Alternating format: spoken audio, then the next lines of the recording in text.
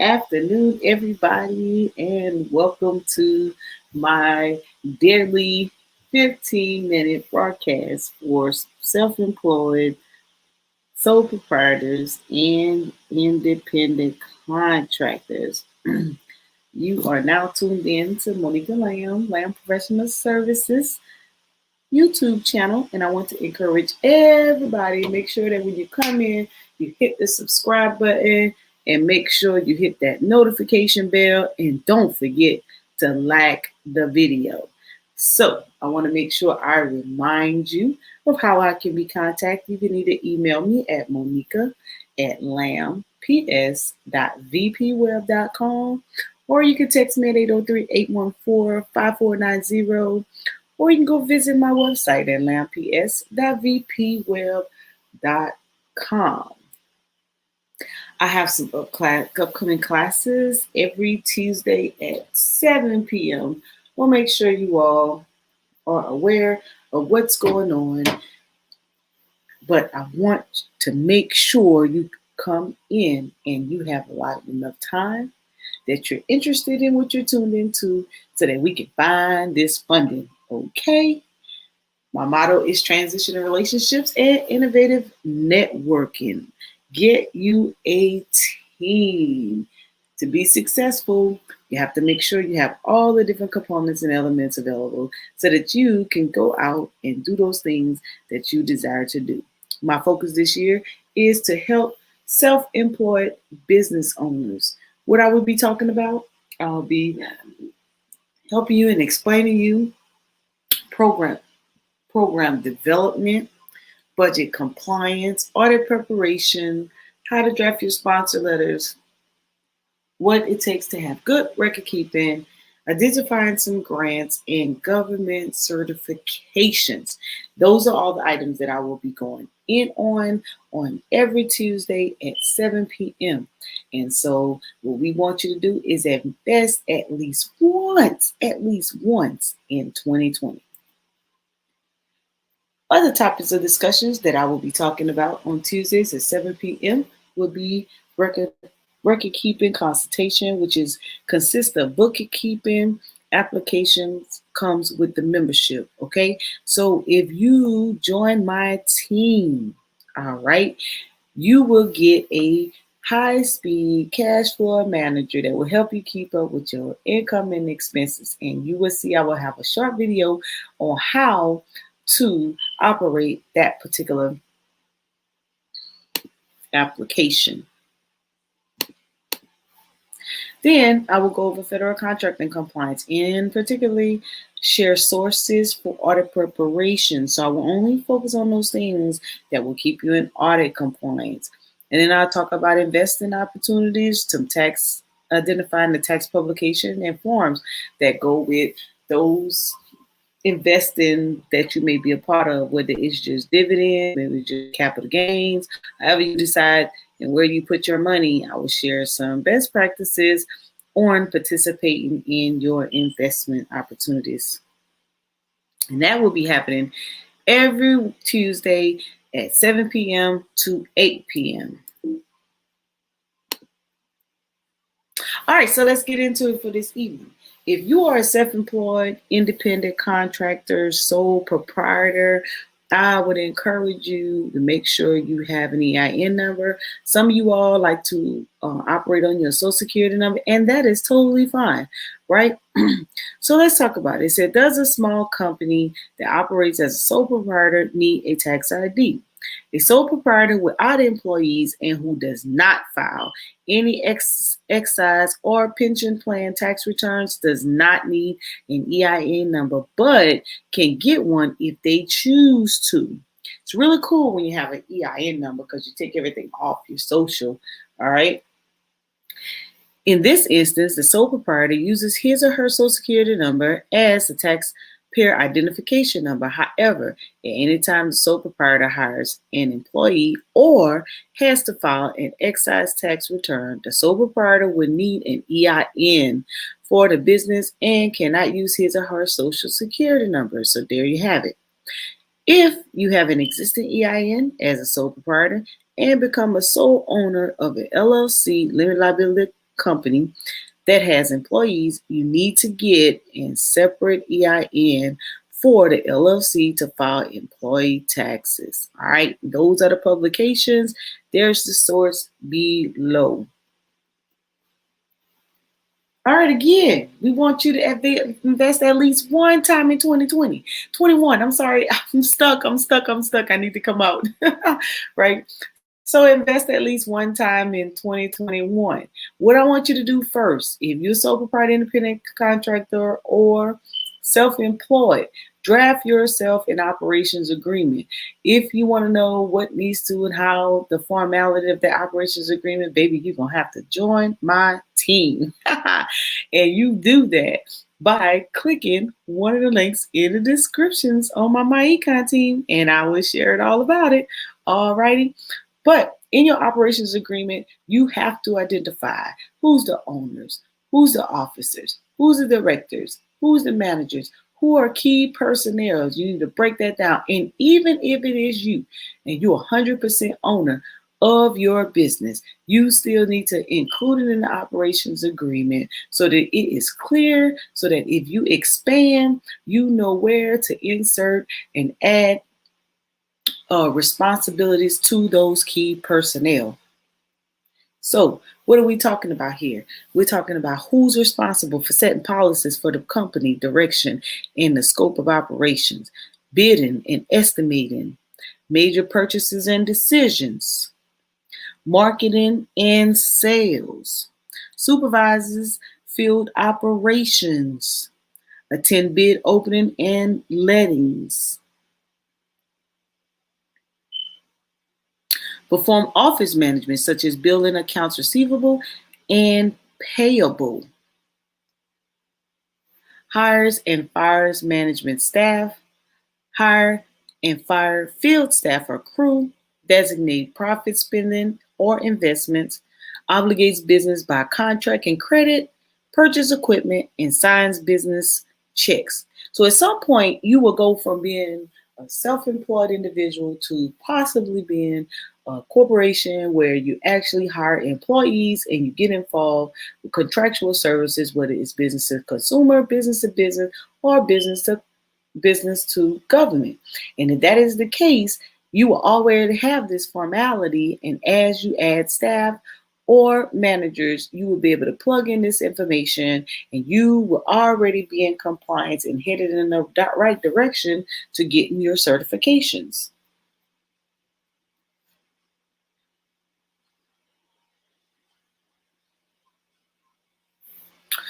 All right, let's talk about some more frequently asked questions concerning other components of businesses, which is partnerships and corporations filing. All right, so if you're going to file your tax returns for the year, the question a lot of people ask is, must partnership or corporations file a tax return even though it had no income for the year? All right, so according to the IRS, it says partners and corporations have different standards for filing an income tax return.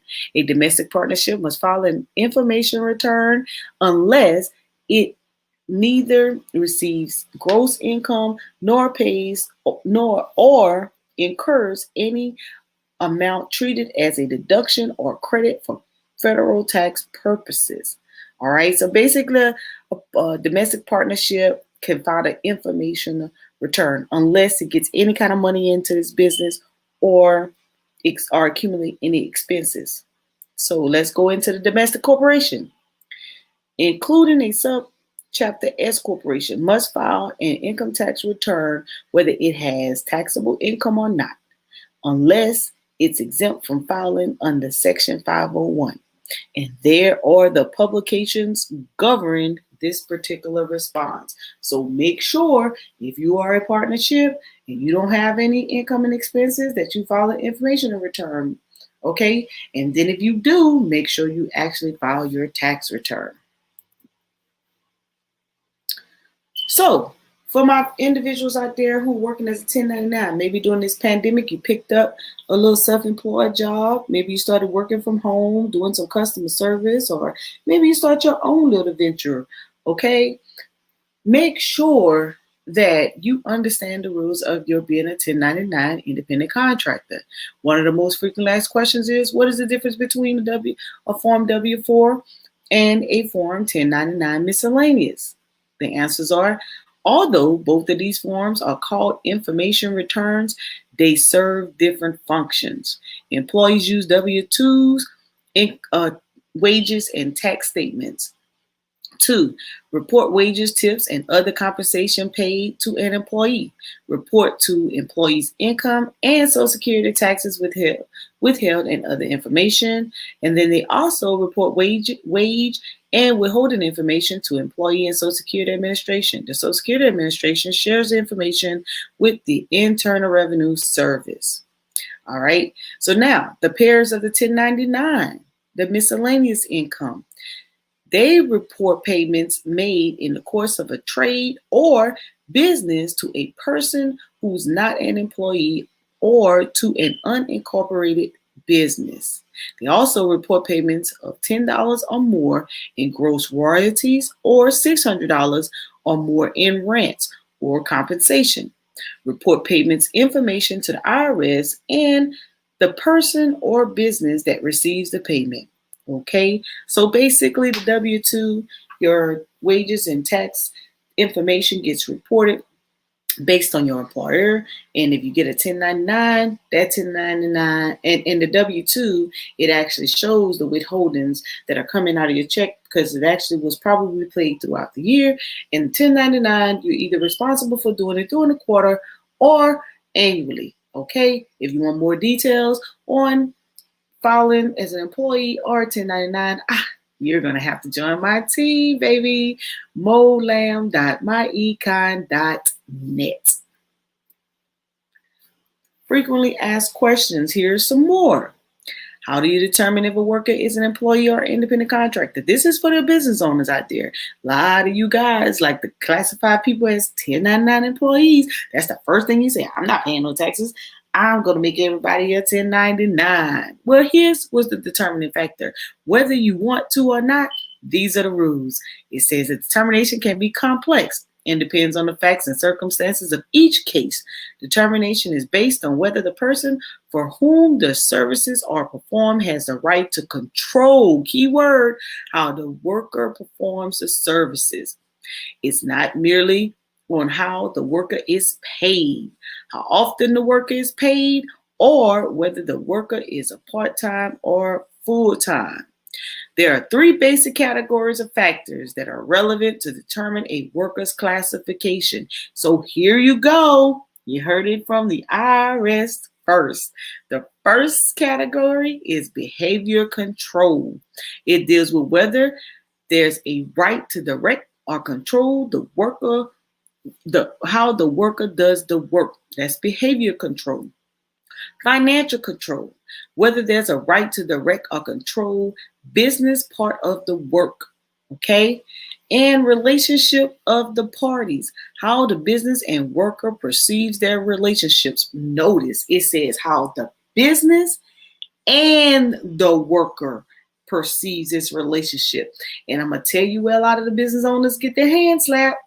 Soon as you either fire or remove that person from a duty, they march them little selves down to the unemployment office or the workforce solution office and they file unemployment and they ask that famous question, were you an employee or you independent contractor? And they say, I was an employee.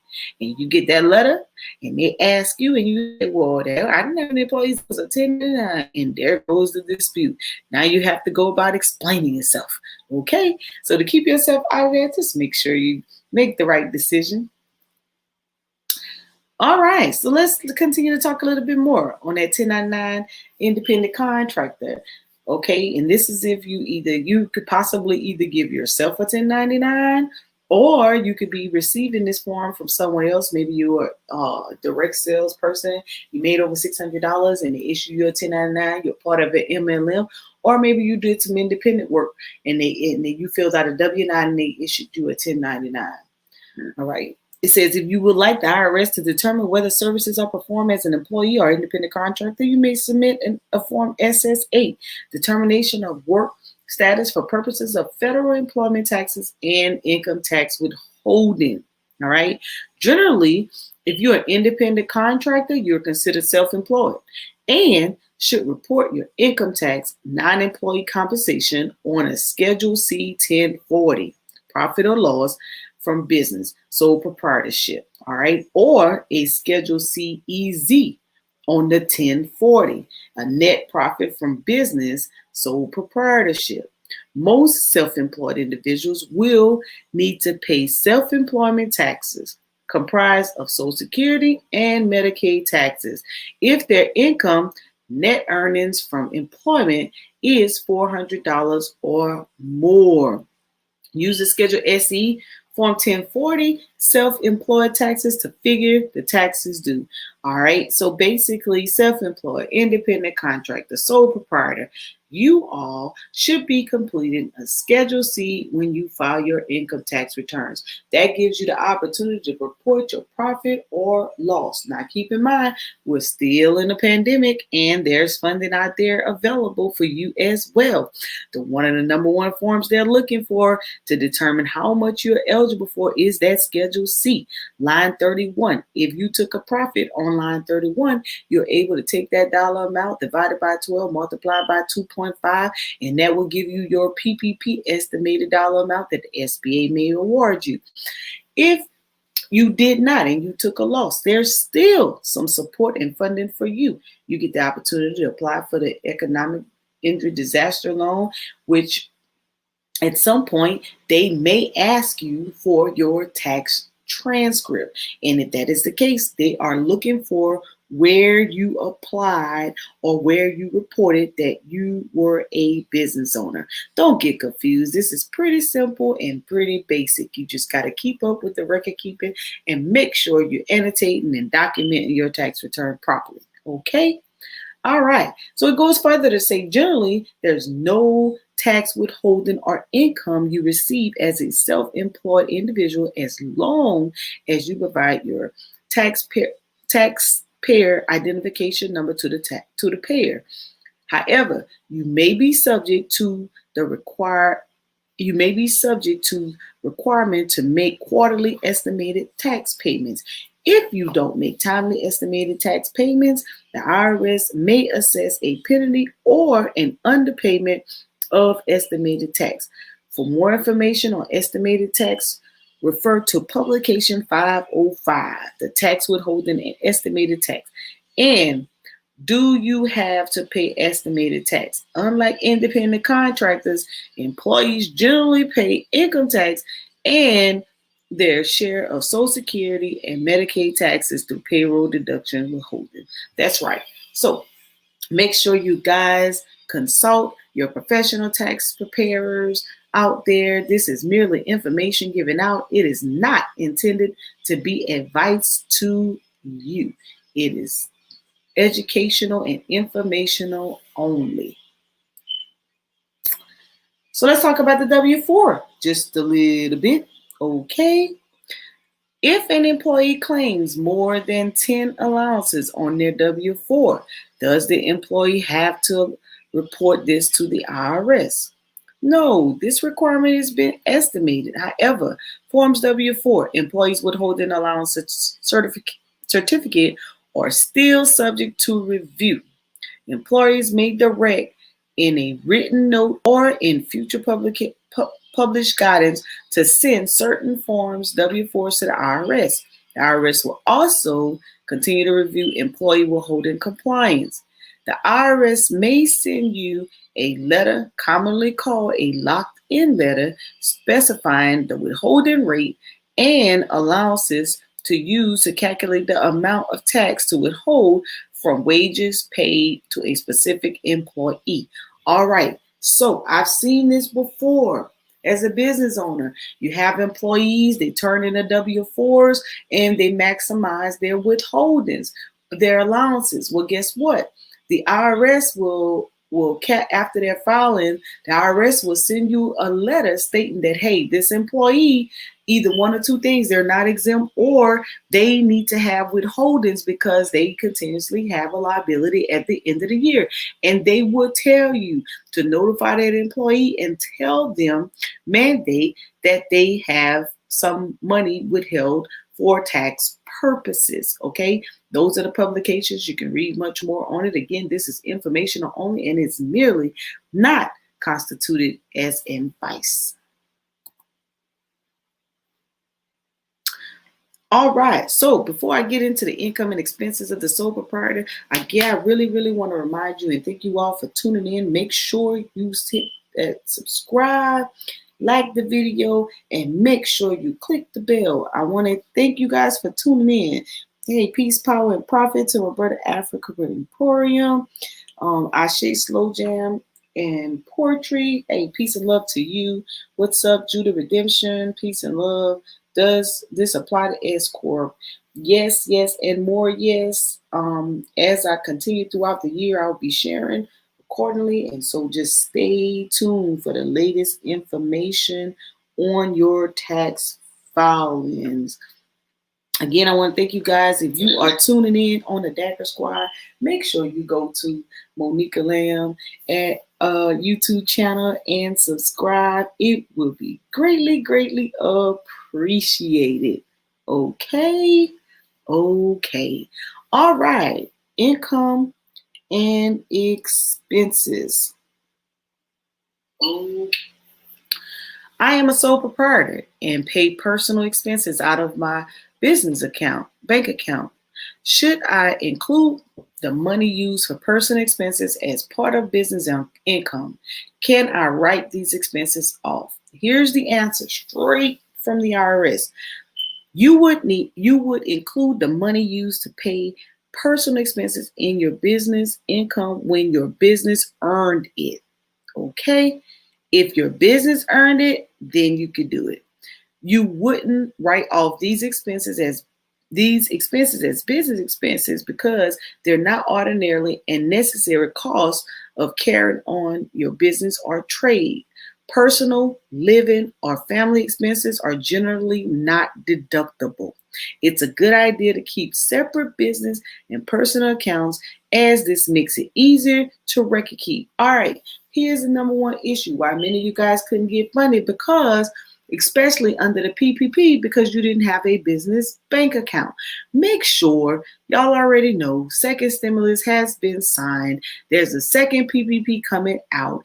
If you made money, you want to benefit from this being a grant to your business or a tax write-off, you need to make sure that you have opened up an account. So today is a federal holiday. The bank is not open, but guess what? Tomorrow you can march on down there with your articles of incorporation, your EIN document, and open up your business bank account.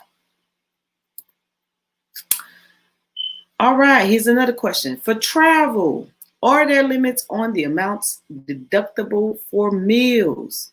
Okay, so meals are deductible if your business trip is overnight or long enough that you need to stop for a substantial sleep or rest to properly perform your duties. Meal expenses are also deductible if the meal is business-related entertainment.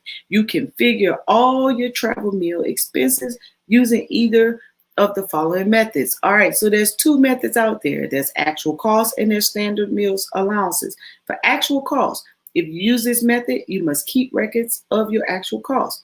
For standard meals allowance, which is the federal meals and incidental meals, which we call MNIE, per diem rate.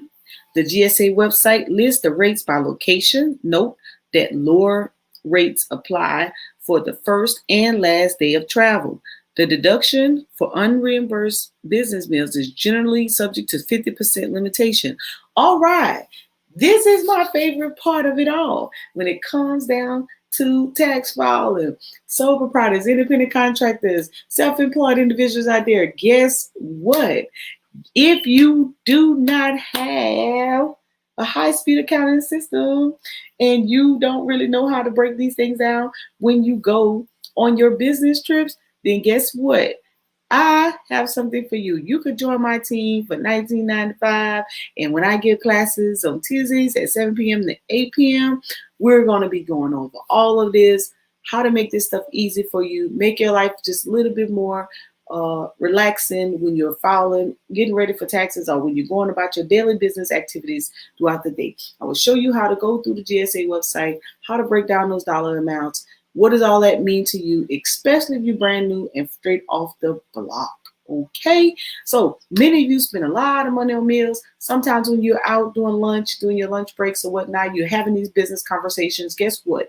If you learn how to line this stuff all up, your lifestyle can be a business, and you too can take advantage of all the tax deductions that the IRS allows you to. And you won't be sitting around here complaining about what the elite is doing and how they're not paying taxes, because what? Guess what? You wouldn't be paying them either. All right, so travel expenses you can deduct. Here's a chart. You can go to the publication. You can find this chart, right? And it will give you a breakdown of the expenses that falls under travel. We're talking about transportation. That is if you're taking an airplane, bus, train, car, all of those great things. I think someone asked me the other day about taking an Uber and taking advantage of it. Well, guess what? Those receipts, those are travel in between business. Yes, at that point, you wouldn't be documenting mileage. You would actually be using your receipt for using that Uber or that Lyft or any of those type of transportations. That's what you would be using as actual cost of transportation. Okay. You also got the taxis, commutable buses, air, limos, baggage and shipping. For your car, if you're operating and maintaining your car when traveling away from home on business, you can deduct the actual expense or the mileage. This is what I was talking about. So if you're not using your car, then you want to deduct the actual expenses. Maybe you paid for fuel, right? You can watch from any channel, the Daggersquad channel or Monika Lamb. If you have not subscribed to Monika Lamb, please make sure you do so. And I appreciate all of you guys for tuning in and watching. Okay, don't forget that you can, under travel, your lodging and your meals, that is deductible as well. Dry cleaning, telephone, tips, and any other business expense that you actually use. The key to it is documenting in real time and putting down who, what, when, why, and where. And we have a high speed. Oh my goodness, you guys should join my team. The business is phenomenal in that it gives you the tools to help you keep your record keeping in order. But make sure you subscribe and stay tuned so that you can stay in the know with Mo. All right. How to prove certain business expenses. Here you go. This chart, high speed, it breaks it all down for you, tell you the category of the expense, the amount, the time, the description of the place, and the business purpose and business relationship. You have access to this information. You don't have to wonder. You don't have to think whether or not is it right or is it wrong. You can go to the chart. You can read on it. Is it allowable or is it not? So how do you keep up with all this? Hey, listen, the easiest way to do it is to pull out your Schedule C. It's easy to document products and services for your income because that's what it's derived off of. Either it's capital gains or it's sales of products or services, okay? When it comes down to expenses, it's broken down here. You have your advertising, your truck and car and truck expense, commission and fees, contract labor, depletion, depreciation, employee benefits, insurance, interest, mortgage, other legal and professional services. You also have office expense, pension, and profit sharing plans, rent or lease of machines, vehicles, or other business properties. You keep in mind, you also can write off your repairs and maintenance, supplies, taxes, and licenses. And oh, by the way, too many of you guys keep on traveling. The meals and the mileage and the lodging is like your breadwinner experience. Deductions For utilities, if you have a home-based business and you have that office space blocked off either by square mileage, or you take $5 times the number of square miles, not square mileage, I'm sorry, square feet. Either you're going to do a percentage of all of your utilities and do a percentage of that, or you're going to multiply $5 times the square feet. Then if you're getting out any wages or any other expenses, boom, you document it on your Schedule C. And guess what, you guys? That would conclude today's 15, looks like I went 30 minutes on my first presentation for the year. Stay tuned, look out. If you want more details of anything that I shared on this afternoon, you're going to have to join the team. Make sure you subscribe to the channel. Make sure you like the video, and don't forget to hit that notification bell. Hey, shout out to those who also continue to join in and watch on the day.